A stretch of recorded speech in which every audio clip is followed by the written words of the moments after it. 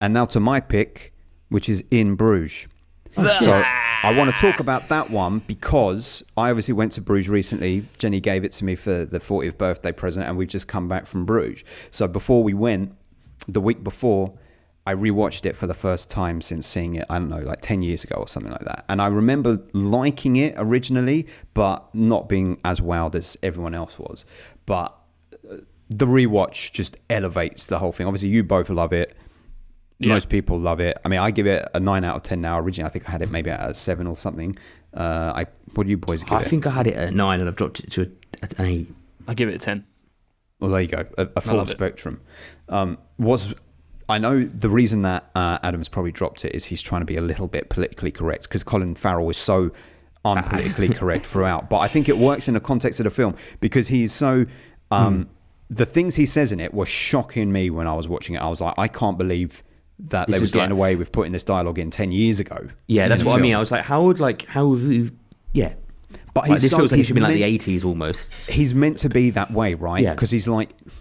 Not to talk on topical events too much, but something's happened at the BAFTAs recently, which is kind of reflective of this. But it's a man who is saying shit, but he's mentally not.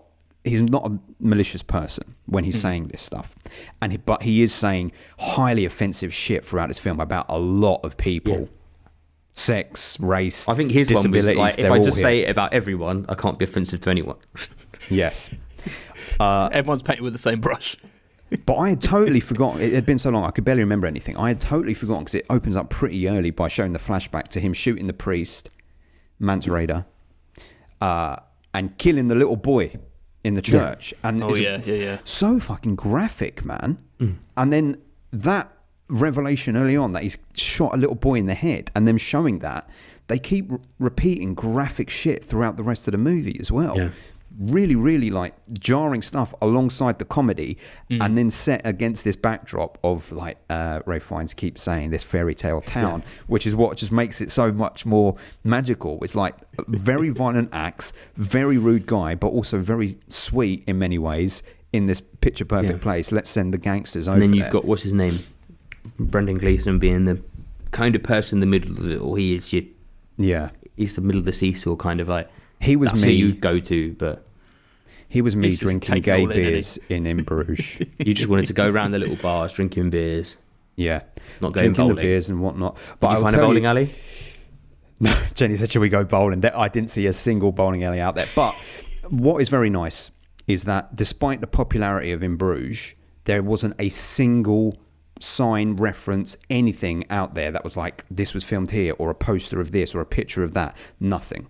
Yeah, there was none of that. Like, which did it nice. Translate to the people of Bruges, or was it just kind of like an American? You've got English? to think that there was a spike in tourism because of the release of the film. I don't know how. I mean, the film's popular, but is it like that popular? Like, I went to Turin and there was like fuck all to do with the Italian job there.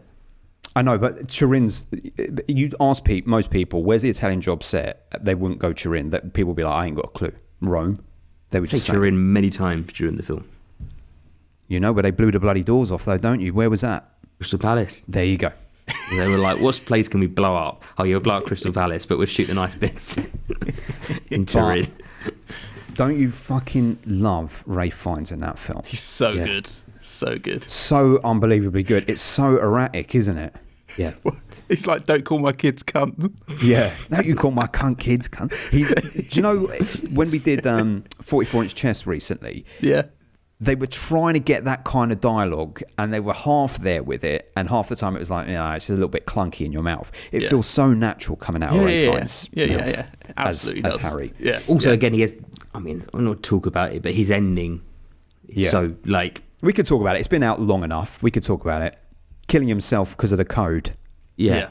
Because he shot the. I don't know what the politically correct term is, but.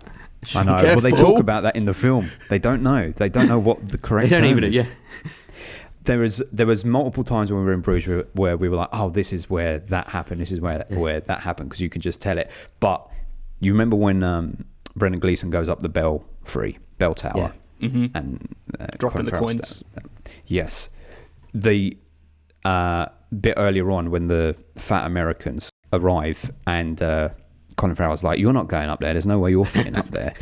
That's the truth. Because when we got to the top bit of the spiral, it is so narrow. I've been up the fucking Tower of Pisa, and as you get to the top of the Tower of Pisa, it gets a little bit narrow. But this was something else. It was so. Would you have to go like sideways? Sideways. You're sliding up against people. People coming down, you're going up just to get into that top bit. But once you're up there, it's very, very fucking worth it. Did you see anyone when you walking up there like, you're not getting up there? No, there wasn't. There actually weren't many overweight people going up there, to be fair. So I think maybe in Bruges was served as a bit of a warning. But when you go up the top and you look out, this is where the movie magic happens. When Brendan Gleeson's up the top and whatnot, you can just like lean on the wall and look out. As you know, most fucking places now, when you're that high up, they have like caged things so that people can't do any of that. But it wouldn't be as cinematic. But also, you can't easily look down onto the square. So when you're halfway up the bell tower, they have like different bits of levels where you can just step out, and you can look through a window and see the square, which is all very nice. But when you get to the very top, there's so much concrete between you and the square that even if you're on tiptoes, you can't see directly down. So you're up there. How did you actually fall off this? Yeah, there's no way. There's no way that he could fall off. And let me tell you, there's no way he was getting shot and climbing back up those fucking stairs to go over that edge. No way at all. But I just love it when it's like he says it and then Colin Farrell just says exactly the same thing. He's like, there's no way they're getting up there. Yeah. I know. It's a very funny film. I still think it's not as good as Banshees. Banshees is but my again, favourite. I think Banshees, I mean, it feels more mature when you kind of compare the two films. They go nicely together. They do go nice. Yeah, it is like, this is a 10-year, this could be like an afterlife and they've met again. Yeah. They're hanging out on this island, but they are slightly more mature in the way, again, there's not so many quite as offensive jokes and all those kind of stuff. So it's like, it is a very offensive line. You remember the one offensive line from it? The particularly offensive line. I know there's like Bruges? proper racist stuff and there's like proper homophobic It's like stuff in there. racist and ableist in the same thing, like completely unnecessarily. That's what I mean. That's what I felt was a little bit when I rewatch. You're like, you didn't need to go this deep into it, if that makes sense. I need to return to it. I can't remember what you're talking about. Bruges is a lovely fucking place. It is quite like how the film portrays it when it's in the cafes little and fairy streets tale. and all that.